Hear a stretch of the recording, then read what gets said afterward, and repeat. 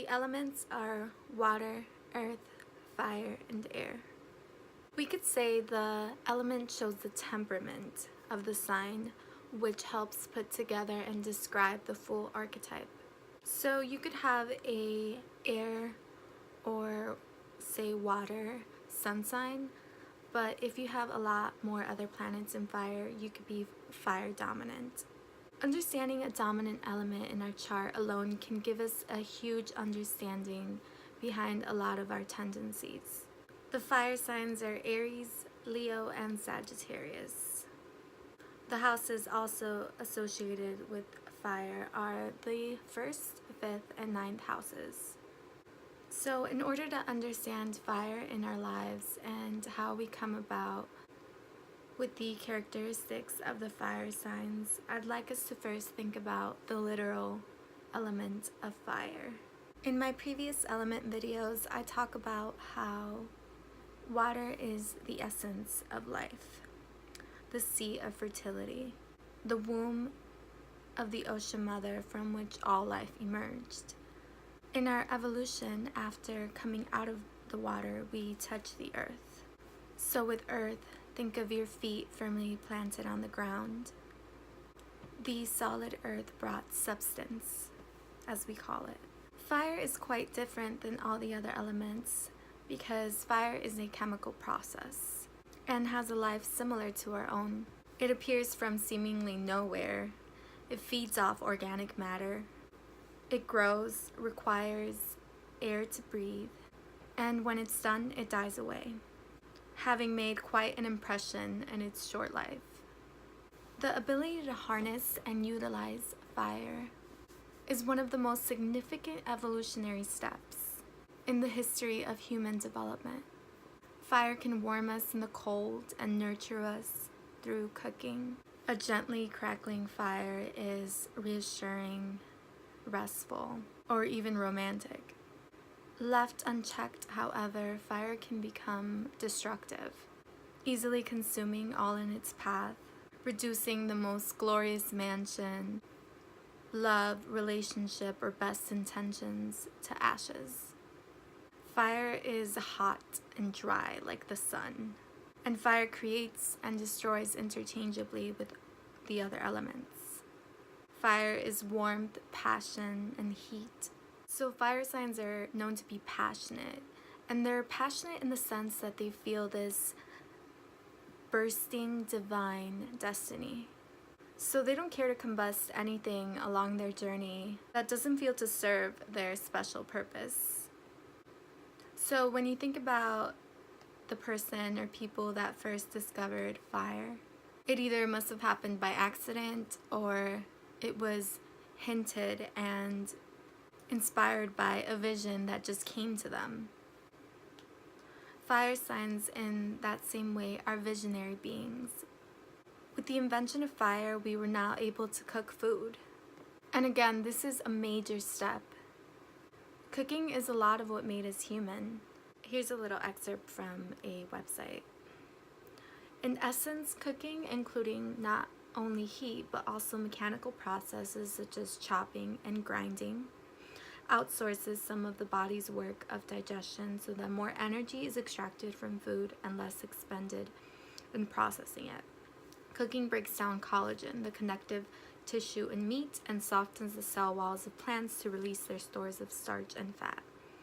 The calories to fuel the bigger brains of successive species of hominoids came at the expense of the energy-intensive tissue in the gut, which was shrinking at the same time. You can actually see how the barrel-shaped trunk of the apes morphed into the comparatively narrow-waisted Homo sapiens. Cooking freed up time. The great apes spend 4 to 7 hours a day just chewing, not an activity that prioritizes the intellect. In the book Cooked by Michael Pollan, he gives insight into how the shared meal is no small thing. It is a foundation of family life, the place where our children learn the art of conversation and acquire the habits of civilization, sharing, listening, taking turns, navigating differences, arguing without offending. Darwin himself considered fire and language the two most significant achievements of humanity. Air signs, the next element I'll talk about in another video, is associated with language. So with the addition of fire in the evolutionary process, we are able to grow and expand beyond what we have known or already created. That making fire signs known to be pioneers. Fire motivates, inspires, and creates new approaches. Fire signs can be also broadly considered intuitive. They make quick decisions based largely on their gut instinct or sensitivity to their emotional guidance. That doesn't imply that they're necessarily quiet, peaceful, intuitive personality types. On the contrary, many fire people are impulsive, in the sense of being given these sudden bursts of action-packed enthusiasm for pursuits and activities they enjoy or believe worthwhile. Mars, Jupiter, and the Sun are the planetary rulers of the fire signs. When you think about Mars, Jupiter, and the Sun, they truly are the givers of life. Mars being action, energy, Jupiter being higher learning and abundance, and the Sun, of course, vitality. So fire is naturally an excitable energy that is self-motivating. So that makes fire signs the ones that motivate us to develop our potentials. In my other element videos, I talk about how water is the emotional body. You could see the earth as the physical body, and air would be the mental body, making fire the spiritual body. But yet fire is the sign most associated with the ego, being that fire signs want to wake us up to who we are, our identity. If we have any personal planets in any of the fire signs, we may notice a strong sense of me or I that arises in association with action when we are doing something. This can include a role or career. For example, if we are a mother or a manager, our sense of self can be so interwoven with that identity that if we lose the role, we feel as though we are no longer ourselves.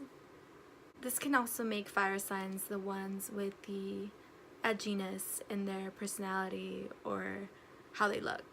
Fire signs tend to be highly charged individuals. They have within them this natural courage and extroversion and independence, which I think many of the other elements can envy at times. But when we first experience fire, we express it crudely. Possibly as a kid being told a lot of times to dim our light. But if you have too much fire in your chart, you can be inflexible or forceful. In extreme situations, they can even be considered egotistical and selfish, unable to back down when others prefer them to, which can work out well or otherwise. So just like fire itself, people born under fire signs are sometimes at risk of igniting, quick to get frustrated or competitive. That is, suddenly reacting in strong ways that may surprise or overwhelm the other signs. Because sometimes fire signs can be way too concerned with making things happen, just to not feel restless. Instigating drama could be a good word for that. Fire signs can be self-centered and indulgent if working with their lower self-desires. But that's only if one is not consciously living. But there will come a point where they burn themselves out and learn the hard way. So it is important to give your fiery energy the appropriate environment in which to burn. Somewhere we can honestly express ourselves, pouring our feelings into an activity, like engaging in a sport or physical exercise, dancing all night long. Fire signs like to party, or they're known stereotypically to, but I think a lot of that is for that same reason, to release.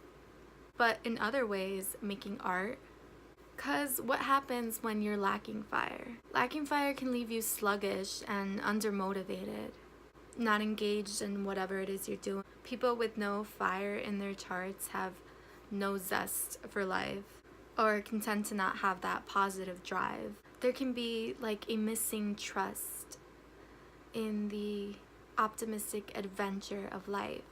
As a kid, if you remember the first time burning your finger on the stove and then learning that that's something you shouldn't do again. But seeing that as a life lesson and a learning experience, even though it was painful. Fire invigorates a depressed spirit. It gives motivation and fills the gaps in our days with many times humor and light. So within each element there are 3 modalities, or ways through which the element expresses. Each of the 4 elements presents a cardinal expression, a fixed expression, and a mutable expression. 4 elements times 3 modalities equals 12 distinct energy fields, of course making up the 12 zodiac signs. In this case, again, the fire signs are Aries, Leo, and Sagittarius, each respectively following the patterns of personal, interpersonal, and collective. But I will talk about the 3 different archetypes in a separate video each. Stay tuned and hope you guys enjoyed the video and maybe got a little bit of insight or new understanding on the element of fire.